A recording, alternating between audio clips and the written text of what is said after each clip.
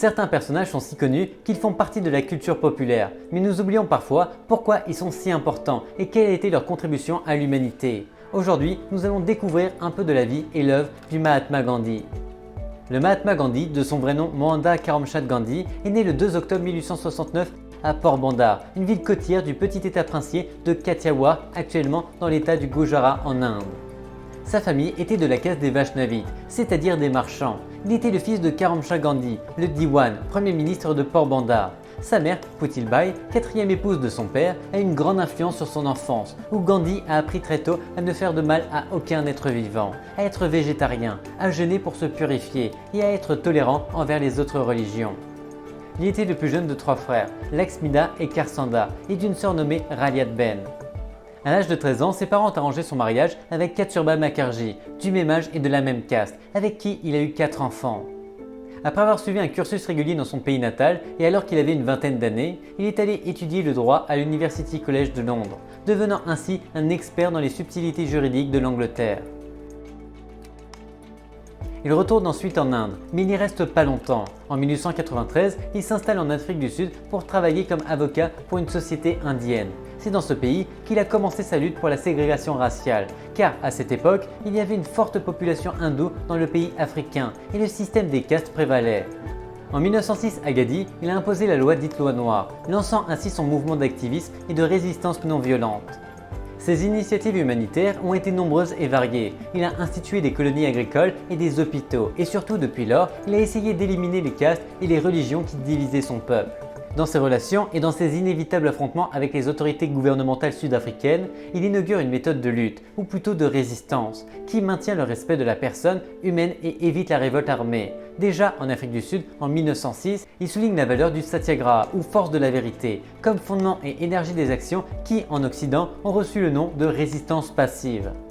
L'incident qui servira de catalyseur à son activisme politique se produit 2 mois après son arrivée en Afrique du Sud. Lorsque se rendant à Pretoria, il est expulsé de force du train à la gare de Pietermaritzburg parce qu'il refuse de passer de la première à la 3e classe, destinée aux Noirs. Plus tard, alors qu'il voyageait en diligence, il a été battu par le conducteur parce qu'il refusait de céder sa place à un passager à la peau blanche. En outre, au cours de ce voyage, il a subi d'autres humiliations puisqu'on lui a refusé l'hébergement dans plusieurs hôtels en raison de sa race. Cette expérience lui a permis de mieux comprendre les problèmes auxquels sont confrontés quotidiennement les Noirs en Afrique du Sud. En outre, ayant souffert du racisme, des préjugés et de l'injustice en Afrique du Sud, il a commencé à s'interroger sur la situation sociale de ses compatriotes et de lui-même dans la société sud-africaine.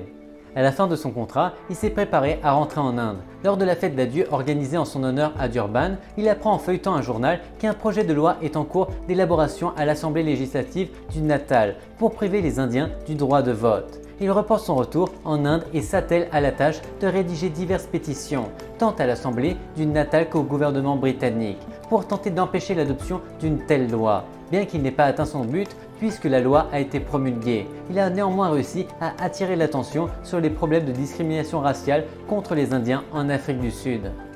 Il prolonge son séjour dans ce pays et fonde le Natal Congress Indian Party en 1894. Grâce à cette organisation, il a pu unir la communauté indienne d'Afrique du Sud et en une force politique homogène, inondant la presse et le gouvernement de plaintes concernant les violations des droits civils des Indiens et de preuves de discrimination par les Britanniques en Afrique du Sud. Nous ne pouvons pas comprendre pleinement l'œuvre de Gandhi sans d'abord comprendre la situation en Inde au début du XXe siècle. L'Inde était une colonie sous la domination de l'Empire britannique et les Indiens étaient des citoyens de seconde zone dans leur propre pays. Comme en Afrique du Sud, le Black Act y était également une réalité, obligeant tous les Indiens âgés de 8 ans et plus à s'enregistrer auprès des autorités britanniques et à porter une carte d'identité sur laquelle figuraient leurs empreintes digitales. Il retourne fin 1914 en Inde, où il mène une vie retirée jusqu'en 1918, date de la fin de la Première Guerre mondiale. À partir de cette année, Gandhi est pratiquement à la tête du mouvement nationaliste. Son drapeau, d'abord une simple autonomie qui se fonde sur l'autonomie économique, à atteindre par la non-collaboration et plus tard par la désobéissance civile, deviendra finalement le symbole de l'indépendance nationale, également appelé Swaraj. L'année 1920 marque une date importante dans la vie de Gandhi, car c'est précisément cette année-là, à l'occasion de la session extraordinaire du Congrès national indien à Calcutta et de la session ordinaire tenue peu après à Nagpur, que Gandhi obtient un succès personnel. Lors de la première session, il est approuvé et lors de la seconde, ratifié. La mise en œuvre d'une résistance passive graduelle, souhaitée et ardemment défendue par Gandhi comme méthode de lutte contre l'oppression coloniale, bien que la non-violence soit un concept commun à l'hindouisme et à la culture orientale Aïsma. Gandhi la revendiquait comme un impératif éthique universel, sous-jacent à toutes les religions, bouddhisme, christianisme, islam. Sa pensée est également liée aux représentations exaltées de la spiritualité en Occident, de Jésus-Christ à Léon Tolstoï et aux théoriciens politiques et économiques tels que Henri David Thoreau, formulateur de la doctrine de la désobéissance civile. Le déclenchement de la Seconde Guerre mondiale et le fait que l'Inde soit indirectement impliquée en tant que colonie de l'Empire britannique ont fait prendre de l'ampleur au mouvement d'indépendance indien. Les autorités britanniques ont arrêté des milliers de personnes et Gandhi, déjà septuagénaire, a passé 2 ans en prison. En pleine lutte pour l'indépendance de son pays et pour la diffusion du mouvement de non-violence, le poète et philosophe Rabindranath Tagore le baptise Mahatma, ce qui signifie grande âme en hindi. En 1931, il participe à la conférence de Londres, où il appelle à l'indépendance de l'Inde. Il penche à la droite du parti du Congrès et entre en conflit avec son disciple Nehru, qui représente la gauche. En 1942, Londres envoie Richard Stafford Cripps comme intermédiaire pour négocier avec les nationalistes. Mais ne trouvant pas de solution satisfaisante, ceux-ci radicalisent leur position. En conséquence, Gandhi et sa femme, Kasturba, sont privés de leur liberté et assignés à résidence dans le palais de l'Aga Khan, où elle meurt en 1944, tandis que lui effectue 21 jours de jeûne. Gandhi a obtenu des changements politiques, sociaux et culturels qui ont abouti à l'indépendance de l'Inde le 14 août 1947. Les Britanniques ont cédé car ils devaient réorganiser leur propre pays après la Seconde Guerre mondiale. Mais le territoire de l'Inde a été divisé en deux, l'Inde à majorité hindoue et le Pakistan à majorité musulmane. Gandhi se bat, cherchant la réconciliation entre les deux fragments sociaux et la réintégration de la communauté. Tout au long de son combat, il y a plusieurs exemples de lutte pacifique. Par exemple, en 1930, le gouvernement britannique profitait des citoyens et des entreprises britanniques. En guise de protestation, Gandhi a encouragé différentes actions non violentes, comme la marche du sel. Il s'agissait de ne pas consommer de sel, un produit de base dont seules les entreprises britanniques pouvaient faire le commerce. Il était célèbre pour ses jeûnes répétés et douloureux. Au cours de sa vie, il a jeûné 16 fois, la dernière quelques jours avant sa mort, dans le but d'obtenir la paix religieuse pour toute l'Inde. Un an après l'indépendance de son pays vis-à-vis du régime colonial de l'Empire britannique, Gandhi est assassiné par un groupe de radicaux indiens en désaccord avec ses idées. Le 30 janvier 1948, alors que Gandhi se rendait à une réunion de prière, il a été assassiné au Birla Bhavan, Birla House à New Delhi, par Nathuram Godse, un radical hindou apparemment lié à des groupes d'extrême droite en Inde, comme le parti hindou Ahasabha, qu'il accusait de saper le nouveau gouvernement en insistant pour que l'argent promis au Pakistan soit versé.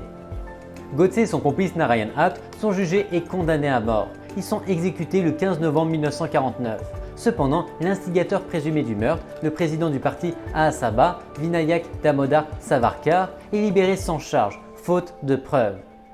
Une preuve de la lutte de Gandhi et de sa quête de Dieu se trouve dans les derniers mots qu'il a prononcés avant de mourir, « Hey Rama ». Cela est interprété comme un signe de sa spiritualité ainsi que de son idéalisme dans la recherche de la paix dans son pays. Ces mots sont inscrits sur le monument érigé en son honneur à New Delhi. Bien que Gandhi n'ait pas exercé de fonction publique, il a été l'un des personnages les plus importants du mouvement d'indépendance hindou par rapport au régime colonialiste de l'Empire britannique. En outre, il est devenu l'une des personnes les plus influentes du XXe siècle, car avec Nelson Mandela et Martin Luther King, il est devenu une référence mondiale pour les mouvements civils non violents, en particulier pour les mouvements qui espéraient obtenir des droits politiques ouverts et des changements dans les sphères sociales, politiques et économiques.